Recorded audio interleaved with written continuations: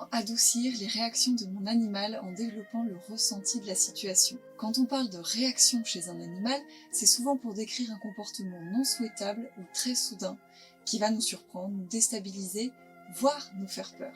Dans cette vidéo, nous allons essayer de mieux comprendre comment une réaction se construit et se déclenche, comment l'observer en toi et chez ton animal, pour savoir comment les adoucir au quotidien.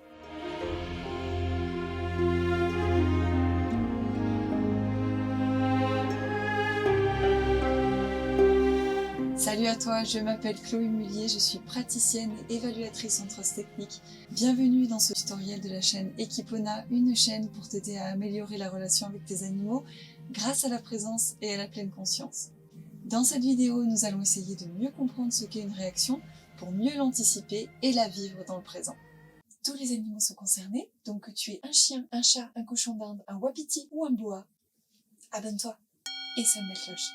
La première chose pour mieux vivre les réactions de ton animal est de développer son ressenti de la situation, mais aussi de mieux vivre nos propres réactions. Parce qu'à la base, chaque personne et chaque animal est la paix et la présence, et donc aspire à le vivre à chaque instant. Définition selon notre ami Petit Robert. Réaction, réponse à une action par une action contraire tendant à l'annuler. Ce qui est intéressant ici, c'est de comprendre qu'une réaction cherche à annuler l'action qui l'a déclenchée. Donc en gros, elle cherche à rétablir un équilibre face à un déséquilibre, même si souvent le risque de la réaction c'est de créer un autre déséquilibre. Donc aussi bizarre que ça paraisse, une réaction c'est pour essayer de revenir à l'équilibre, et donc de revenir à la paix. En fait, ce qu'on recherche derrière une réaction, c'est l'apaisement. Ah, d'accord. Deuxième définition. Comportement d'une personne ou d'un animal face à une action extérieure. Ok, là où notre Robert il oublie peut-être quelque chose, c'est qu'il y a aussi des ressorts intérieurs à ce comportement. Parce que oui, des fois il n'y a rien à l'extérieur et pourtant tu réagis dans ta tête. Eh bien c'est exactement la même chose pour les animaux. En anticipation de la peur, d'un truc qui peut-être se passera comme dans son passé.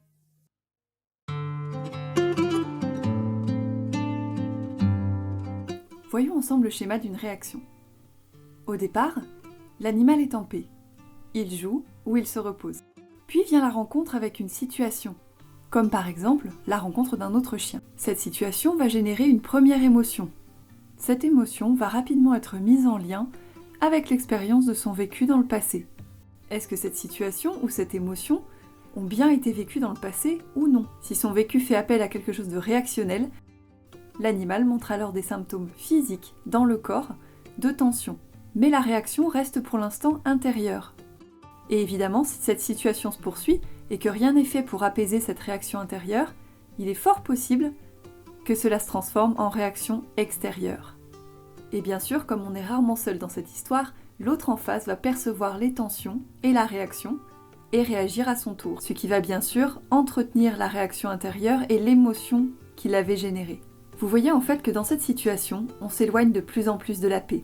La question c'est maintenant comment sortir de cette boucle une fois qu'on y est rentré. À ton avis, à quel niveau de la chaîne a-t-on les moyens d'agir? Eh bien en fait à 3 niveaux. D'abord, au début de la chaîne, c'est d'essayer d'être en paix le plus souvent possible avec ton animal. En l'aidant à revenir fréquemment à la présence dans son quotidien, ses réactions deviendront de moins en moins fréquentes. Parce que c'est plus dur de sortir de son transat. La deuxième façon d'intervenir, c'est au milieu de cette chaîne, avant que le corps ne se tende. Tu as la possibilité de considérer avec bienveillance ce que ton animal exprime, en comprenant, voire en observant ce qui se passe dans son corps qui est en train de se tendre. Lorsque la réaction est en train de se produire, il n'y a alors plus grand chose à faire avec la présence. Il vaut mieux s'éloigner au plus vite de la situation pour pouvoir aider l'animal une fois la réaction passée. Et la troisième façon d'intervenir, c'est à la fin de la chaîne, en revenant au calme après la tempête. Si la situation a été réactionnelle, dis-toi juste « c'est ok », éloigne-toi au plus vite de cette situation délicate et utilise la considération bienveillante pour éponger tout ce qui a débordé. Une fois la situation difficile passée, tu verras que tu pourras rapidement le ramener au calme avec la présence. Pour le point numéro 1 et numéro 3, je te renvoie à la dernière vidéo « Créer une confiance mutuelle avec mon animal » qui s'affiche là-haut. Pour le point numéro 2, il s'agit d'observation. Apprendre à voir à quel niveau se situe le mental à chaque instant. Tu es peut-être d'accord pour dire que les réactions ont souvent pour origine un sentiment, qui soit de peur, d'anxiété ou d'excitation. Mais en réalité, le sentiment derrière la réaction importe peu. Le point commun entre tout ça, c'est le niveau d'activité mentale. Si tu es encore là, tu auras compris que la réaction est une construction, ou une bombe à retardement qu'on peut désamorcer à différents niveaux de la chaîne, si on est capable de bien lire et ressentir la situation. Et pour ça, la Trust Technique a développé un outil génial. Évaluer les niveaux d'activité mentale. Les niveaux d'activité mentale sont une unité de mesure commune de toutes les émotions et s'échelonnent entre 0 et 10. 0, tu comates, 10, tu paniques. Entre ces deux extrêmes, chaque niveau intermédiaire peut nous aider à cerner là où en est l'animal. On peut être à un niveau 8 d'activité mentale, en agacement comme en tristesse. Et dans les deux cas, on utilise les mêmes outils pour redescendre de l'échelle.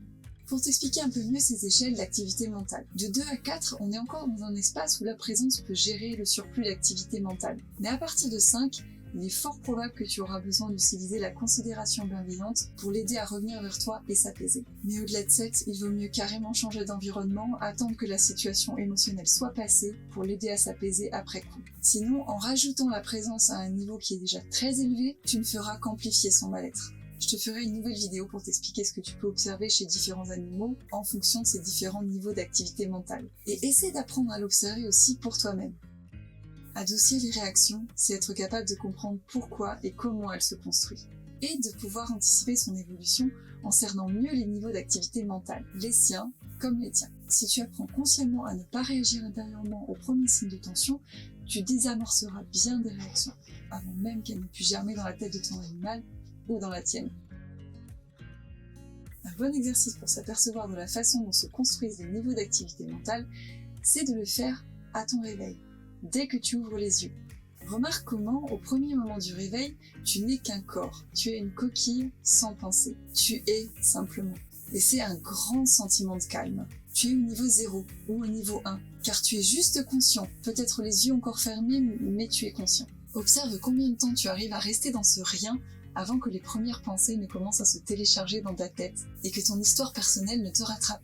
Et tu verras vite qu'une idée va arriver, puis une autre, et tu seras en niveau 2. Puis tu commenceras à créer un lien entre ces pensées, et tu monteras en niveau 3, prêt à en accueillir de nouvelles. Ça t'amènera peut-être à te demander si tu devais faire quelque chose aujourd'hui, et tu seras en niveau 4. Puis remarquer que tu ne l'as pas encore fait, et tu seras en niveau 5. Et que tu devrais le faire, sinon ta journée sera ratée. Là, c'est le niveau 6. Puis te redresser rapidement, et te lever précipitamment pour pouvoir aller le faire au plus vite. Et là, tu es arrivé en niveau 7-8. Ce qui veut dire que tu vas réaliser la première tâche de ta journée dans ce niveau d'activité mentale. Et c'est dommage, car en fait, tu serais bien plus efficace en ayant commencé à 3. Et donc, plus ton mental est apaisé au quotidien, plus il y a de chances pour que les situations de ta vie soient moins réactionnelles. Donc entraîne-toi en te réveillant le matin et dis-moi en commentaire combien de secondes tu arrives à tenir en restant juste là. Si tu veux aller plus loin, tu peux aller sur mon site equipona.com et aussi sur le site de James, trusttechnique.com, dont tu trouveras tous les liens en description. N'oublie pas de t'abonner et de sonner la cloche pour avoir la suite. Merci d'avoir passé ce moment avec moi et à très bientôt sur Equipona.